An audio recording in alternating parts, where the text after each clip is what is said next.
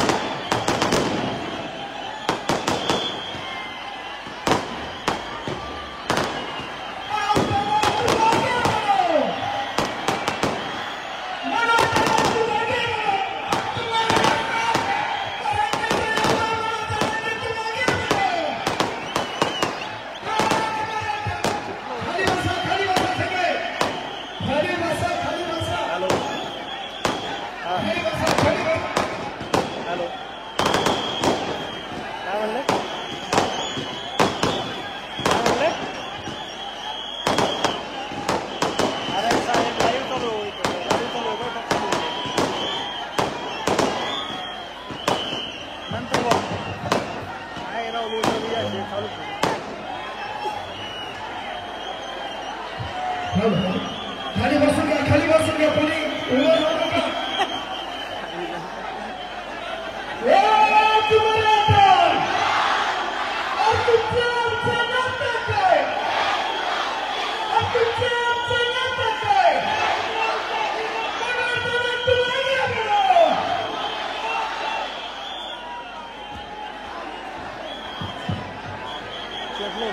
हो ना ते दुर्वी कसं घेतलं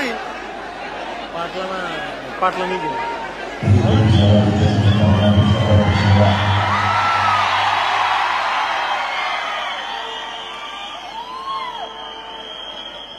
परळी नगरीतील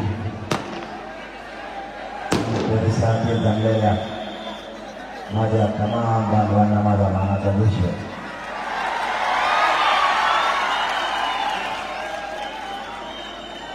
तुम्हाला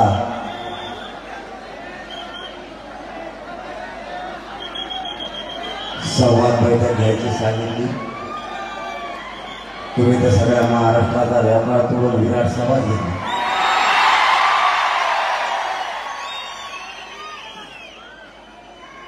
परळीकरांचे मनापासून महाराष्ट्रातल्या बांधवांच्या वतीनं मनपूर्वक आभार मानतो आणि धन्यवाद देतो. मायबापा आपली लढाई काही चुकीची नाही.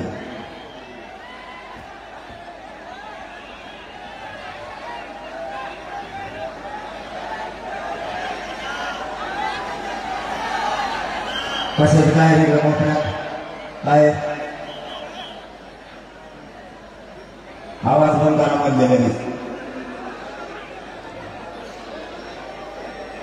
हे घरी बसून मला वाजवून शिकली गोंधळ करू नका विनाकार. समाजाचा कार्यक्रम आहे, समाजाच्या हिताचा. हा राजकीय कार्यक्रम आहे, पुढे यायचं सगळं. हा समाजाच्या लेकराच्या न्यायाचा कार्यक्रम आहे. इथं आरडाओरडा करा न्याय आहे तुम्ही. इथं आपले लेकर आणि त्यांना कसा न्याय मिळाला आणि ते कसे मोठे होतील यासाठी हा संघर्ष सुरू आहे. आपली जिंकणारी लढाई आपण जिंकत आली. या कोपऱ्यातल्या आला बंद करतो मी. दुसऱ्या वेळेस सांगणार नाही म्हणून निघून.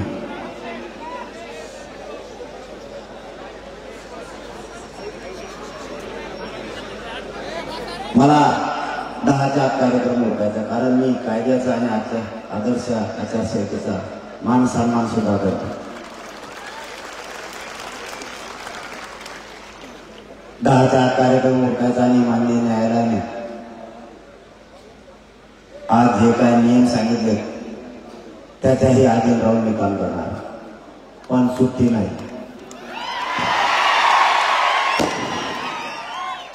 वाटेल त्या संघर्षाला तोंड द्यायची माझी तयारी. माझ्या लेकरांना, माझ्या समाजाला न्याय मिळाला पाहिजे यासाठी हा संघर्ष असेल. मी लवकरच आलो असतो, पण मला कुंकुमाला मिळत नाही आलं. इकडून म्हणलं रस्ता खराब होऊन कुंकुमाला येडे बा गेली. मी आता जाताना पण खळजी करून रस्ता नव्हता का मला मुद्दाम कोण आणलं. मला राजकारण करायचं तेव्हा जो कोणी विरोध करतो त्यालाच मी विरोध करतो, कोणाला नाही करत. मग तो कुणी असो या महाराष्ट्राला सोडित नाही म्हणजे नाही, कुणी बी असो. भीती काय असते आपल्याला माहितच नाही, पण कोणालाही बळच त्रास देत नाही, अंगावर पडत. माझी फक्त या परळी नगरीतून सरकार गृहमंत्र्यांना विनंती शब्द पहिल्यांदा वापरला या 20 दिवसात. कोठे गुन्हे करायचे थांबवा.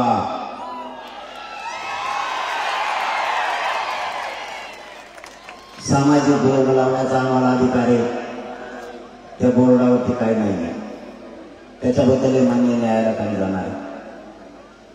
मराठ्यांना आपल्याला कोणी न्याय नाही दिला, मान्य न्यायालय आपल्याला न्याय देईन, आपला न्यायालयावर विश्वास आहे. आणि या राज्यात बैठका पण नाही घ्यायचं का? मी काय चूक केली?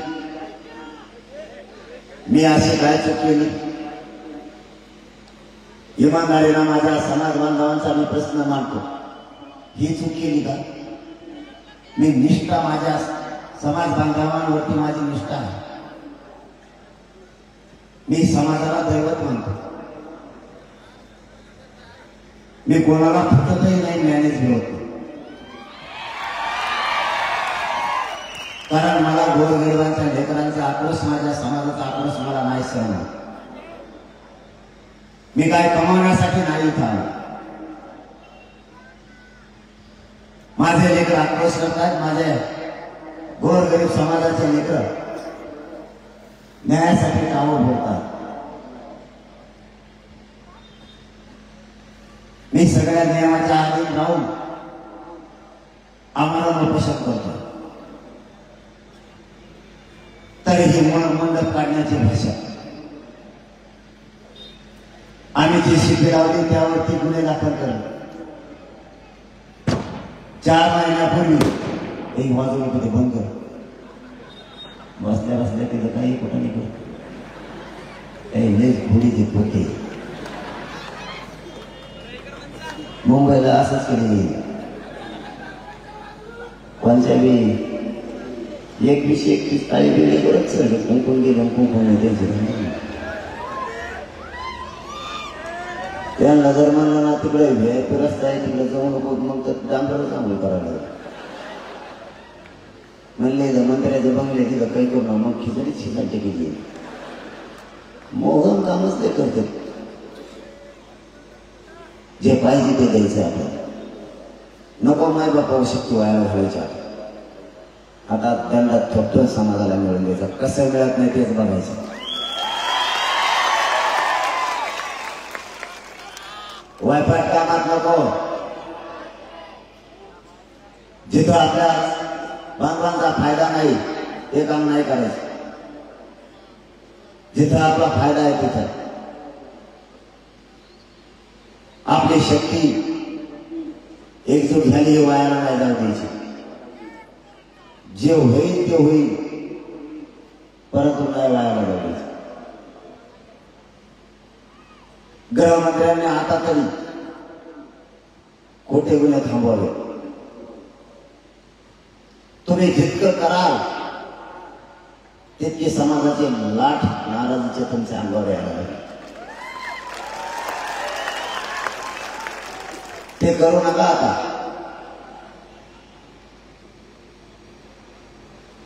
समाजाचे काही चूक नाही. तुमचं म्हणणं 10% घ्या, मराठ्यांचं म्हणणं ते टिकतच नाही. मग गुन्हावर आणायचा 2018 सारखी. यावेळेस समाजाने नाही उतारला, कारण त्यांना माहित होतं या आरक्षण टिकणार नाही. आमचा नोकरीचा टक्का सुद्धा कमी झाला. एक उदाहरण सांगतो, आरक्षणाचा फायदा नाही. मला काल माहीत झाला नाही. आरक्षणात किती ताकद आहे आणि करोडो मराठा समाज रस्त्यावर का उतरला परवा एका 6 ते 7 दिवसापूर्वी एका मुलीची निवड नियुक्ती झाली होती. तिची रँक आली होती 21. तिचं नशीब इतकं चांगलं होतं, 2 दिवसानं तिला प्रमाणपत्र मिळालं. 21 रँकवरून ती डायरेक्ट 2 रँकवर आली. म्हणजे ती कुठेतरी मंडल अधिकारी किंवा 21व्या नंबरला होते त्यावेळेस मंडल अधिकारी किंवा नायब तहसीलदार होते. ते लेकरू आरक्षणाचं प्रमाणपत्र मिळाल्यामुळे IAS दर्जाचा अधिकारी बनले 2 दिवस. हा न्यायाचा आणि सामाजिक लढा आपल्याला करायचा. हा लढा जिंकायचा. तुम्ही काळजी नका करू, पठ्य आहे ना. फक्त तुम्ही एक दिवस फोटो देऊ नका. त्यांनी डाव साधलाय, त्यांनी डाव साधला.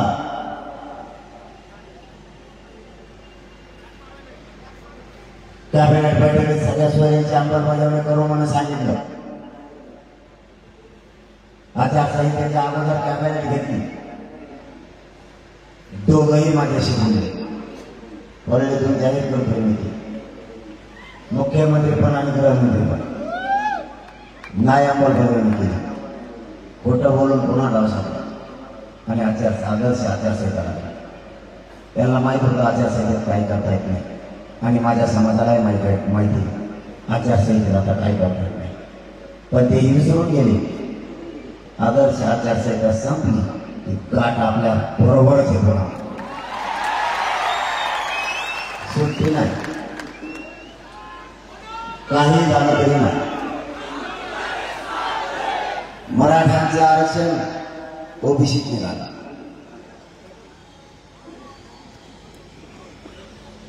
आणि ज्या बांधवांची नोंद निघाली नाही त्याच्यासाठी सगळ्या सोयींची अंमलबजावणी करू. 10 वाजल्यावर सांगा बरं का. मग आता सुरू झालं मी निघून गेली. 10च्या आधी 2-3 मिनिटं सांगा म्हणजे मी आठवतो आपलं.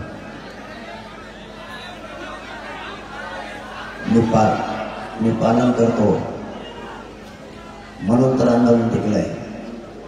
टप्पर सुद्धा आपल्या विरोधात षडयंत्र यशस्वी करायची कोणाची त्याची. जेवढे षडयंत्र होते सगळे मोडून काढले. मला एवढा त्रास दिला त्यांनी लांबून बरं का. जवळ यायचं काम नाही भाऊ, मी दिसायला बारीक दिसतो. आपला काम करायला आवडेल. एकदा आपल्याकडे चर्चेला आलेला मंत्री डबल येतच नाही.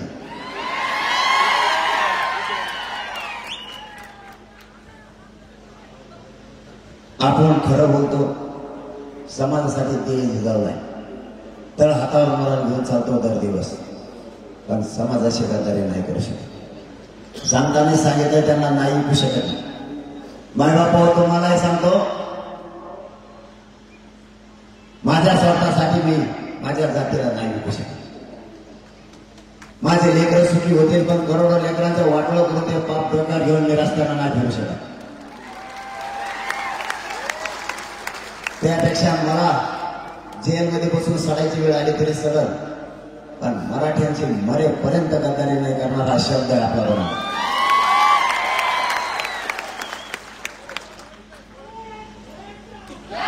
काहीही झालं तरी मी हटत नाही. भयानक षडयंत्र बसले, भयानक. जे नाही ते एकदा तर महाराष्ट्रात षडयंत्रच नव्हतं. तुम्हाला सांगतो मी होतो कुशाला, त्यांचा डॉक्टर आलं नाही. त्याने मला तपासलं. ते डॉक्टर म्हणतो याला किडनीच नाही, मरा. मला टेन्शन नाही झालं. मला माझ्या बापांना तपासलं नाही एखाद्या बाळ. पैसा सुटला डॉक्टरकडे गेलो. म्हणलं मग काही तपासू नको, पहिल्या किडनी आहे बोल. मला डॉक्टरने तपासल्या, दोन्ही निघाल्या ना. मग पहिलं काय जाणारच मला चांगलं होतं ना. इतके भयानक आवडत येते की काही पण. नंतर माझे 23 लोकच उचलून गेले रच्चीच. त्याला वाटलं जवळच नाही बी. मी लगेच अंदाज घातला कोण कोण गेले. मला त्यातल्या सगळे निभारच नाव दिसले. मला जाऊन त्यापासून तुम्ही पैसे राहत मला माहित होते दुसऱ्या दिवशी घरी येणार ते निभार होते. त्यातला एक तर तिथंच राहिला. 22च माघारी आले. एक यायनाच म्हणलं कसं काय ना संध्याकाळ झाली तरी तेव्हा मला मग ते PSI साहेब मला हे सगळे लोक आणले ना मोठ्या गाड्यात मला गाडीत नाही तो मान्य सोडा म्हणून हे म्हणले चट जाईन कदरून हे झोपलेले बघाली तिथंच वाट्यावर कारण ते म्हणले गिरायला बेकार दिसते याला सोडा गावात म्हणून गाडी घेतली म्हणले बस गावात सोडा त्याच्यात 50 रुपये मिळत होणार त्यांचा ते गावाकडे यशस्वी होते. एकदा आमचा असा माणूस नेला ते म्हणले जरांगे पाटील फक्त तुमचंच ऐकू शकतात आपण काय करू DYSP साहेब तुम्ही दोघं मिळून समजून सांगा त्यांना. ते होतं झोपलेलं पाठत 3 वाजता. त्याला वाटलं जरांगे पाटला समजून सांगायचं म्हणलं त्याची छाती फुगली. त्याला वाटलं बरं झालं मान मिळाला आपल्याला. जेव्हा गाडीशी आगडकडून आंबोलकडे पळायला लागली ते पाण्यावरच निघालं होतं तसंच. ते मला कोणाकडे पळायला लागले ते म्हणजे SP साहेब अयो मला टाकलं तसं तुम्ही मला मध्ये म्हणजे काय लोक असे सुद्धा नेले. मान्य गृहमंत्र्यांना नाही शोधले. गोरगरिबांचा लेकरांचा लढा आहे. साहेब नाराजी लाठी अंगावर नका घेऊ. यांनी जर एकदा डोक्यात घेतलं ना चांगल्या सुधरून दिला नाही हा समाज खूप एकवटत नाही. एक जरी एकवटला ना कार्यक्रमच नव्हतो झाला. तुम्ही सुद्धा लेकर डोळ्यासमोर ठेवा जरा राजकारण सोडून द्या. कधीच काय देणार नाही. 75 वर्षात आपल्याला असलेलं आरक्षण नाही दिलं. हेच आरक्षण जर 75 वर्षापूर्वी दिलं असतं तर जगाच्या पाठीवर मराठा समाज हा प्रगत जात म्हणून राहिले असते. कोणाचं उदं करता तुम्ही पण नोकरीत टक्का वाढत नाही आहे त्यांचं सुद्धा प्रमोशन होत नाही. बाणावर या नुसते मुलं शिकून त्यांचं वाटोळं झालंय. कोणत्या राजकारण्यांचं उदं करताय कोणाच्या पुढं करणार. आपल्या बापजाद्याने आयुष्यभर कॉम्प्लेंट केले त्यांचे आयुष्यभर. आज एकही त्यातला आपल्या लेकराच्या मदत देत नाही. एक सुद्धा उलट विरोधात गेली. उलट मला अटक करा म्हणून मराठ्यांचेच काही आमदारांमध्ये बोलायला लागले. मी काय अशी चूक केली होती. तुझी जात मोठी होणार तुझ्या जातीतले लेकर मोठे होणार ती मागणी केली आणि तुम्ही अख्खं सभागृह डोक्यावर घेतलं.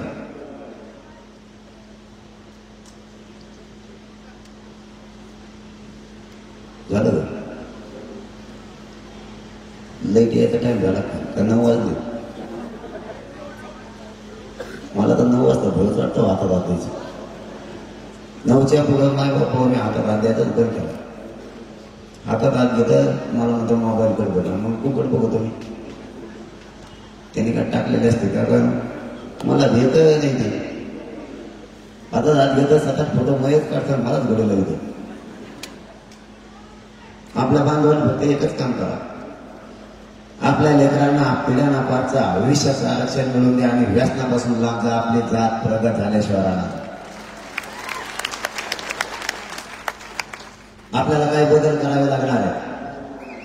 बाकीचं मी बघतो कोणी येऊ द्या सगळ्याला नीट करतो मी त्याची काळजी नका. तुमचा फक्त पाठबळ आणि आशीर्वाद कायम ठेवा. यांच्या पुढं करायचं बंद करा. काय गरज नाही कोणाची. कोणी काय 100 रुपये 3 मिनिट घेऊन आपल्याला देत नाही.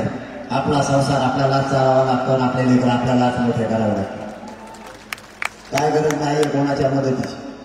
आपल्या जीवावरती त्याची दादागिरी. आपल्या जीवावरती ते मोठे झाले. आता आपले लेकर मोठे करायचं बघा. कोणाला पाय लावायचा नाही कोणाचा पाय लावू नाही घ्यायचा नाही. राज्यातला सगळा समाज सध्या एकवटला.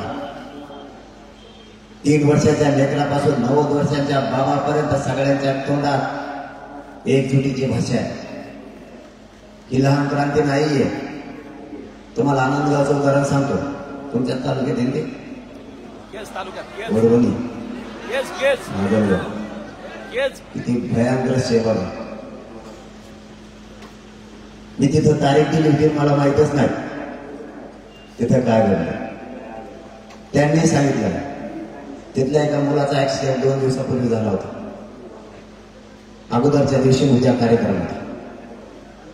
तो मुलगा त्या गावकऱ्याने तसाच ठेवला. बापांनी पण सांगितलं राहू द्या, गेलाय माझा,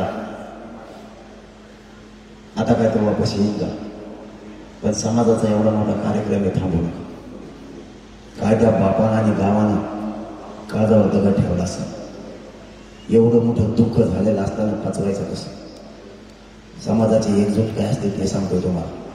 ही साधी सोपी गोष्ट नाही. बोलणं भाषण करणं खूप सोपं आहे. आणि त्या व्यासपीठाच्या पायरी चढताना मला माहीत झालं त्या मुलाचा अंत्यसंस्कार केलेले नाहीत. कार्यक्रम संपल्यावर अंत्यसंस्कार करायचे. 1 मिनिटात व्यासपीठाच्या खाली उतरलं. कारण गावावर एवढं मोठं दुःख कोसळलंय आणि आपण आनंदात तिथं भाषण करत बसायचं. ते लेकरू त्यांचं नाही, आपलं सुद्धा आहे. त्या आईबापाचं काळजी आज काय म्हणत असं, आणि आईबापाने परवानगी दिलीच कशी हे करायला. साहेब ही साधी सोपी गोष्ट नाही. एवढी मोठी एकजूट आणि समाज काही त्याग करायला तयार झाला. त्या पिंपळवंडीत सुद्धा बीड तालुक्यात कार्यक्रम होता सप्ताहाचा.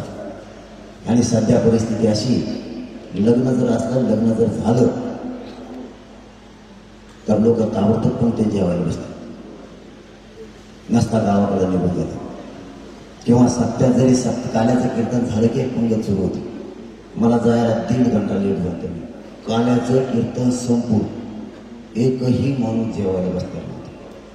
ते म्हणले आधी कार्यक्रम करून मग जेवण करू. ही साधी सोपी क्रांती नाहीये.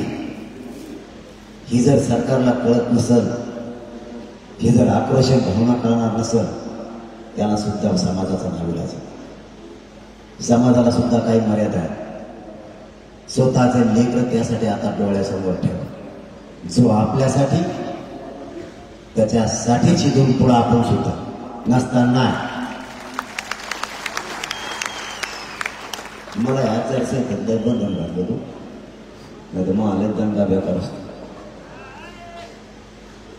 काय असतंय, मनाला लागतं पळायला लागतं. एकदा ही संपणारच मग नाही असलंच गाठी. आरक्षण घ्यायला सोडत नाही मी, किती पण येऊ द्या, त्याची काही अडचण. पण इथून या बीड पासून महाराष्ट्रात विनाकारण कुठे गुन्हे दाखल करण्याच्या वेळेस पुन्हा एकदा सांगतो, पालकमंत्र्या सुद्धा लक्ष पाहिजे व्हायचं. कसं काय होतं हे गुन्हे,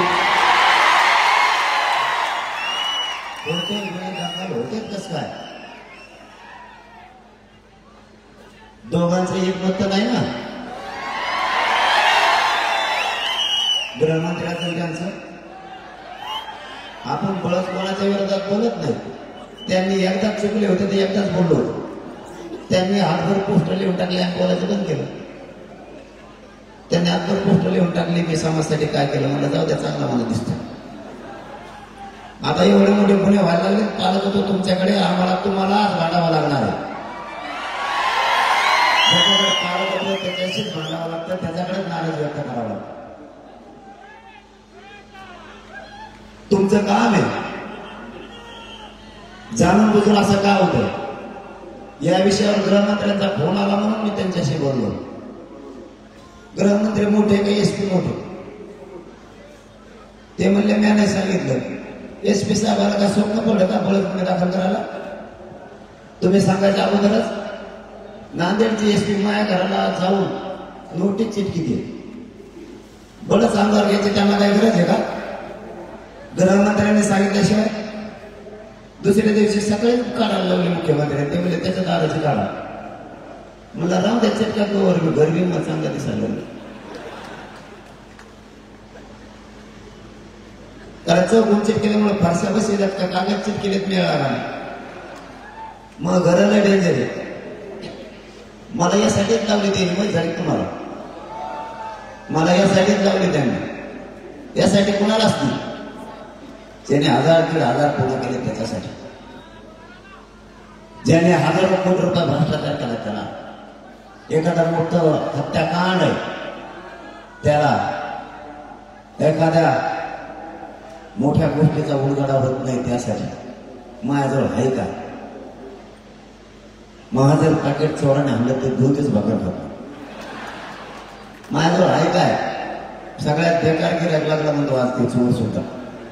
माझ्या घरावर 1300 रुपयाचे पत्र काढून टाकतो तुझ्या घरावर. ते भंगारा सुद्धा ऐकत नाही. तुम्ही मला नका घाबरू, तुम्ही उगाच माझ्या नदी लागले. चुकीच्या माणसाला खेळलात तुम्ही. मी इमानदारी ऐकू शकत नाही. माझ्या समाजाला मी दैवत म्हणतोय, मायबाप मानतोय, मी नाही हटू शकत. सगळे खिलाफ झालेत माझ्या, सगळे विरोधी पक्षासहित सत्ताधारी सुद्धा पुरेचे पुरे एकूण झाले, तरी मी हटत नाही. मायबाप होतो मला फक्त हात जोडून माझी एकच विनंती, तुम्ही फक्त एकजूट फोटो देऊ नका. आणि तुमचे तर पुरळेकरांचे खरंच कमाल करायला लागला. महाराष्ट्रात चॅनलच्या माध्यमातून तुम्हाला बघतोय, एवढ्या विराट रूपात तुम्ही जमला म्हणजे बाकीच्या सुद्धा आता ताकद होत नाही. फक्त तुम्ही एकजूट फोटो देऊ नका, बाकीचं मी सगळं बघणार. त्याच्यासाठी 24 तारखेला बैठक करू. आंतरवालीला आपण सगळ्यांना आंतरवालीला या.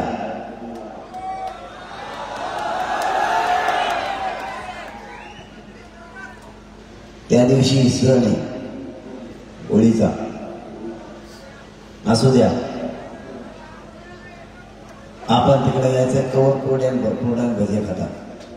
लेकरांचं वाटोळं व्हायला लागलं आपल्या. सगळ्यांनी एक जीवाने यायचंय.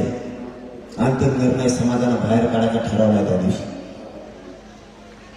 काय भूमिका घ्यायची सगळे समक्ष समोर घेणार आहेत काय. आणि आपले 900 करोड ते सुद्धा 6 करोड मराठ्यांची सभा होणार आहे आत्ताच लवकर.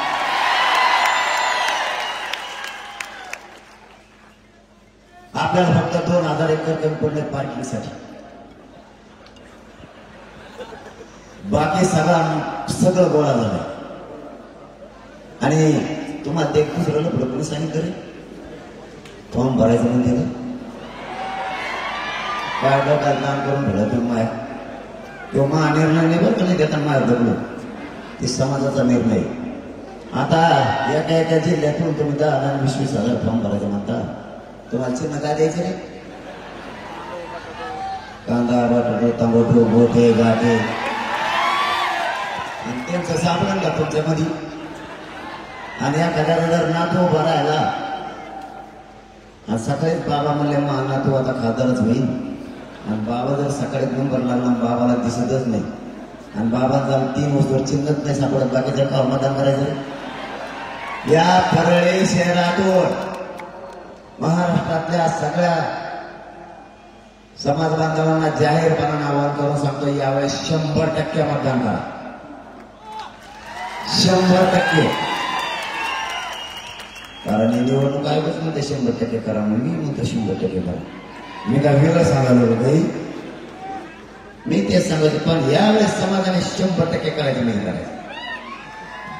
आपल्याला धोका करणाराच राहत नाही बोलत आमच्या 24 ला.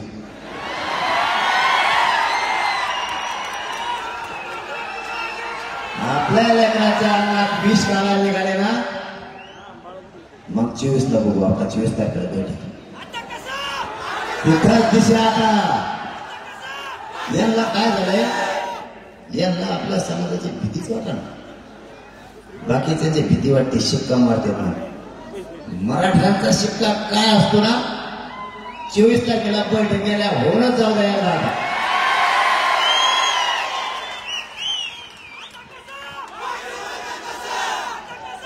आपल्या लेकराचं कसं कल्याण होत नाही तेच बघू.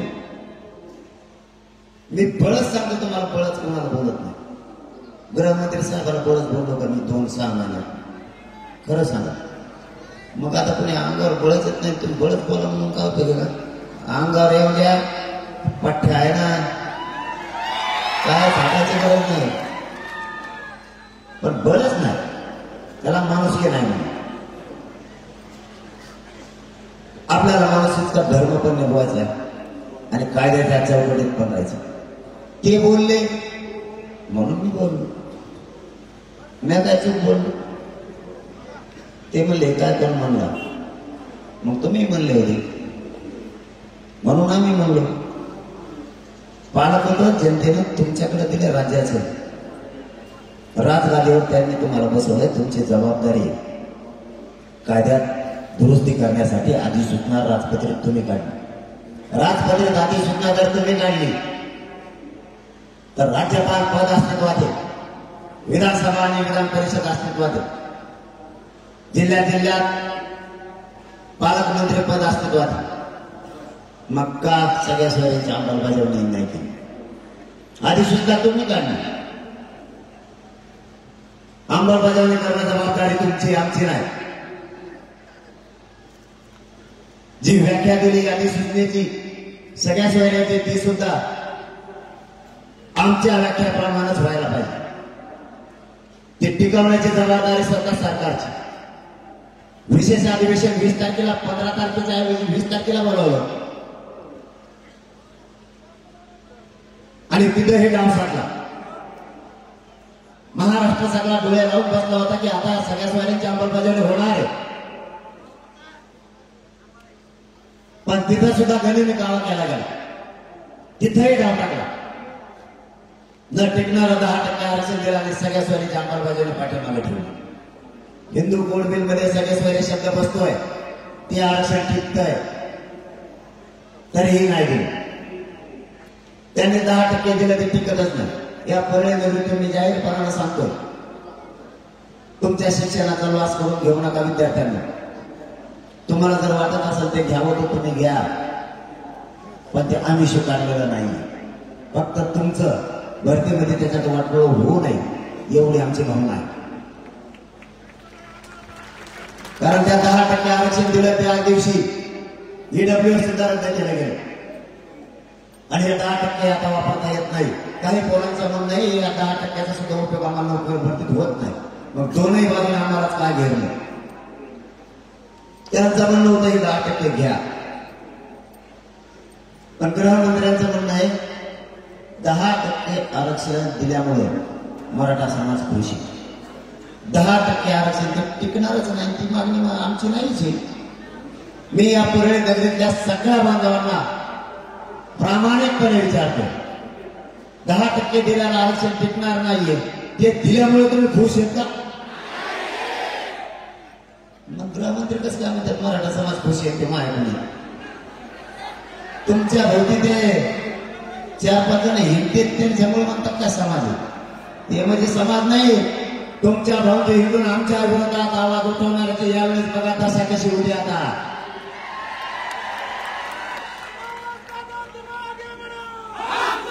समाजाला आमच्या मोठं करायचं आणि आमच्या लेकराच्या आरक्षणाच्या विरोधात तुम्ही आवाज उठवायचा. तेही तुम्ही आमच्या समाजाचा असताना या समाजाने तुम्हाला मोठं केलं, त्या समाजाच्या पाठीत लाट घालण्याचं काम तुम्ही करायला लागले. आमच्या लेकराच्या अन्नात विष घालायचं काम तुम्ही करायला लागले. तुमचेही लेकराचे आरक्षण घेणारे, गोरगरिबांचेही घेणारे. मी बोललो पक्षाला राग आला आपल्या समाजाच्या नेत्याला आणि मंत्र्यांना, वा जातीला बाप मानायचं तर तुम्ही पक्षाला बाप मानायला लागेल आणि मोठ्या मात्र आम्ही करायचं आणि आवाजावर बोललं पाहिजे.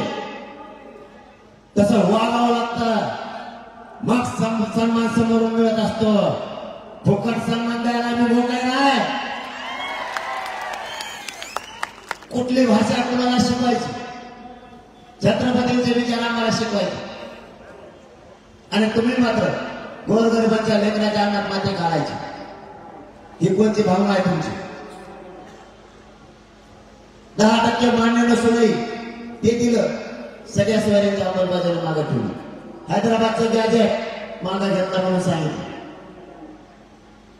परवा मुख्यमंत्री साहेबांनी पत्रकार परिषद घेऊन सांगितलं राज्यातले सगळे गुन्हे मागे घेतले आणि मग धडाधडी कमी झाली.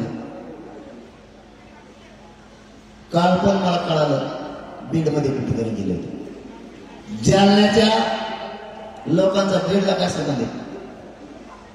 तिकडच्याला नोटिसा पाठवली इकडे या, इकडं काय आली तो आमचा काय सांगा?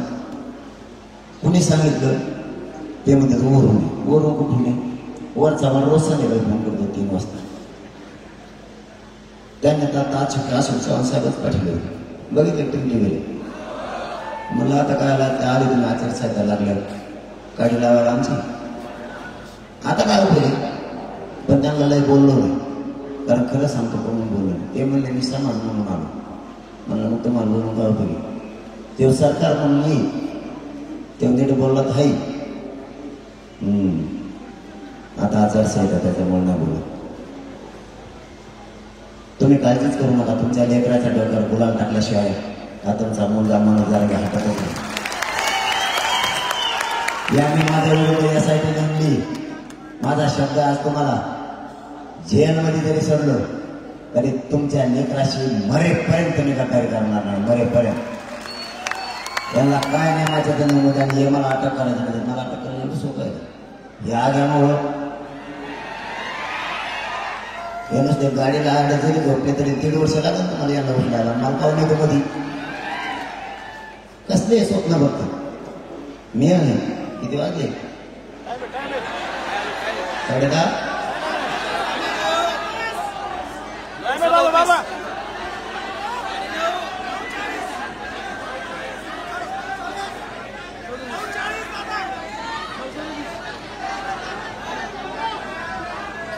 कशामुळे पाहतो ते मी सांगतो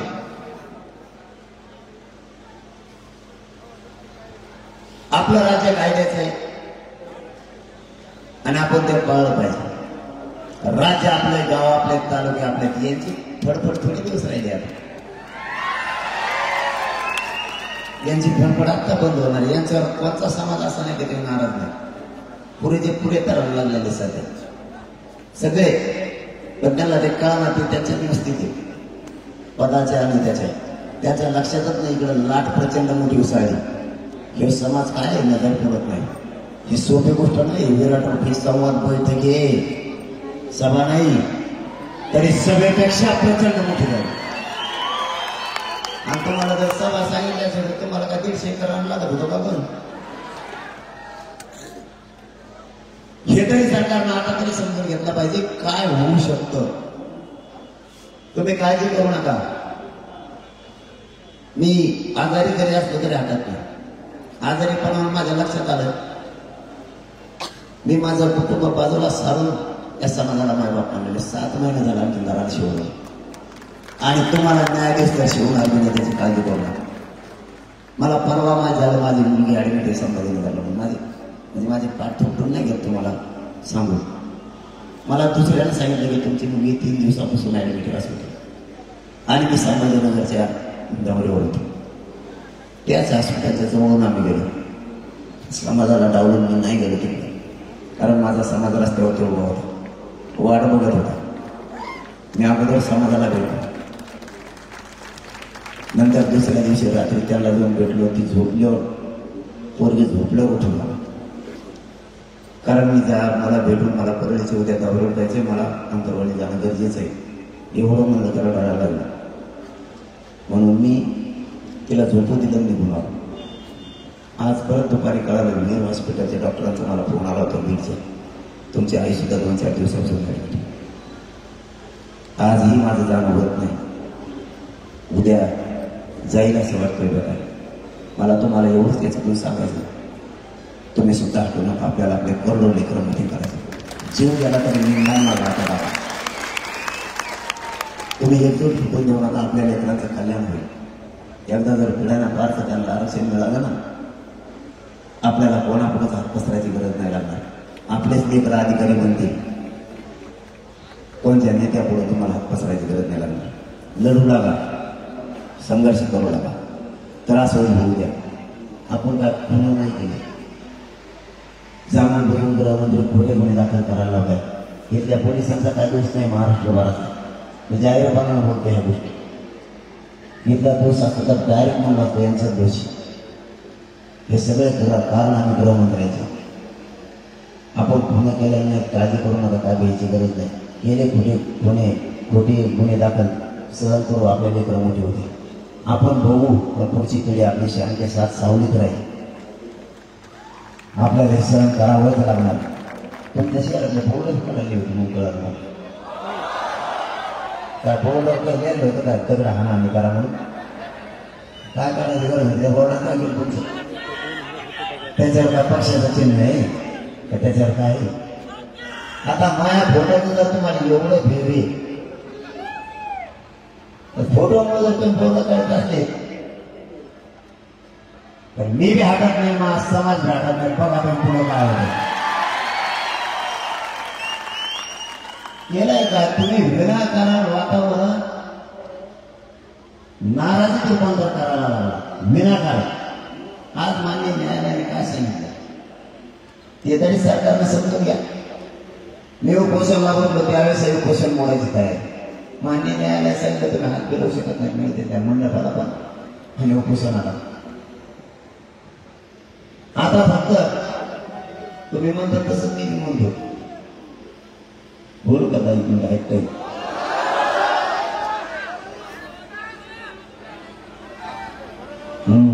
बोला हा कर कार्यक्रम.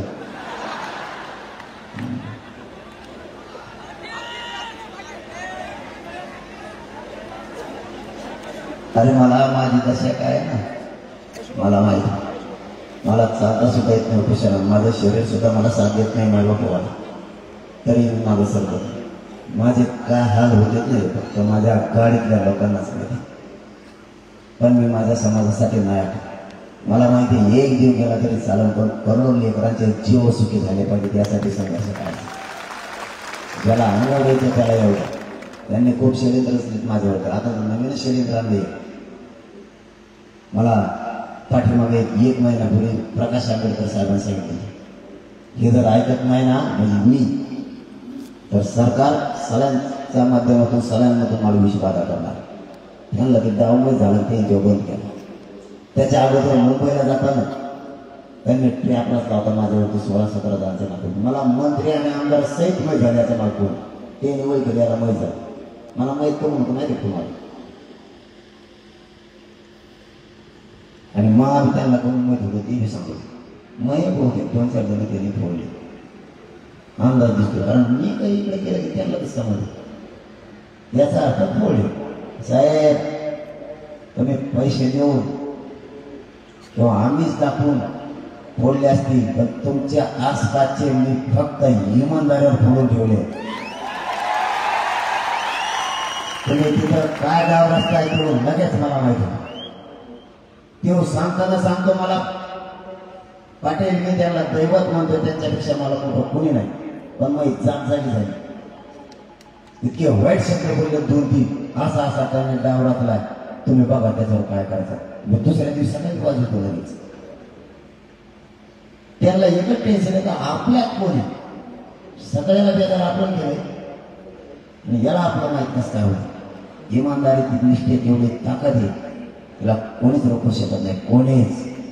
आता नवीन डाव आणला प्रकाश आंबेडकर साहेबांनी 5-6 दिवसापूर्वी पत्रकार परिषद घेऊन सांगितले काहीतरी नाही होणार होती आणि रेकॉर्डिंग व्हायरल करणार होते. ते नाही का याचा मुलगा त्याचे त्याचं मुलगी यायचं ते काय म्हणते काय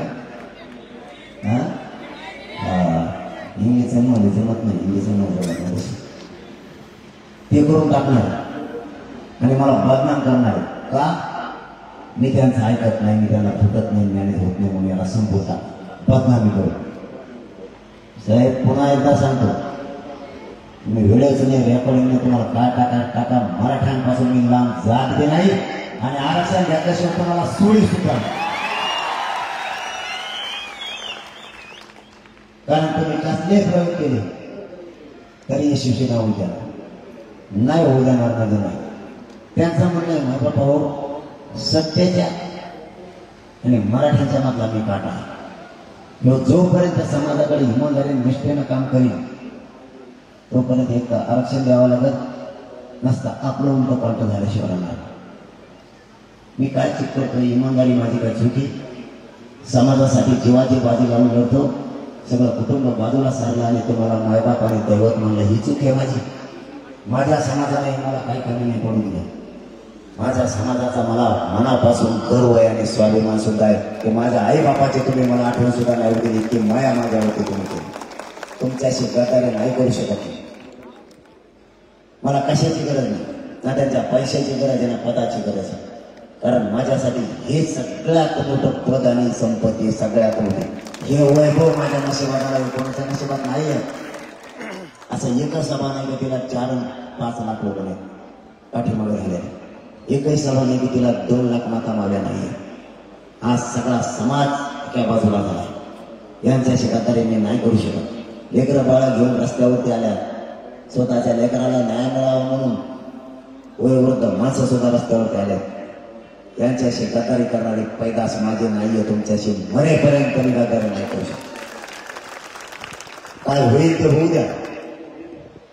24 तारखेला समाजाचा निर्णय फायनल होणार आहे. मराठा समाजाला काय मिळाले, काय मिळालं नाही, कुठं कुठं दगे फटके झाले आणि 900 करोड होणारी सभा कुठं घ्यायची, या सगळ्या विषयावर आपल्याला 10% किती तोटे किंवा किती फायदे, सरकारनं कशी कशी फसवणूक केली, अंमलबजावणी काय केली नाही, पुढं काय करायचं ही दिशा ठरवण्यासाठी एकाला पण घरी थांबू नका.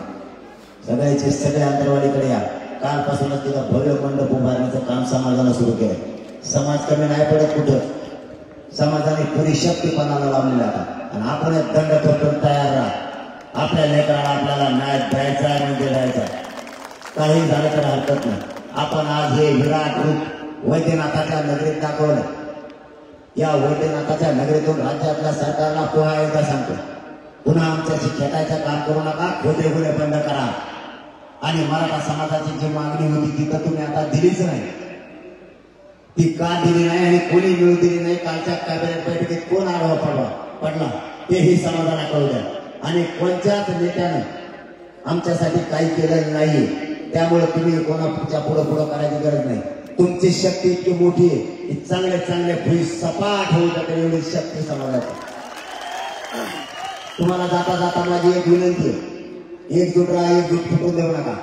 आरक्षणाचा गुलाम तुमच्या लेकराच्या डोक्यावर टाकल्याशिवाय मी हटत नाही. काय संकट येते येऊ द्या. मराठी वेळ आली तरी मरण पत्करायला तयार आहे. तुम्ही त्याची अजिबात काळजी करू नका. माझा शब्द आहे तुम्हाला जाता जाता. माझा जीव जरी गेला तरी तुमच्या लेकराच्या डोक्यावर आरक्षण ओविशीतून देऊ, गुलाल टाकल्याशिवाय शब्द तुम्हाला देतो आणि थांबतो. धन्यवाद.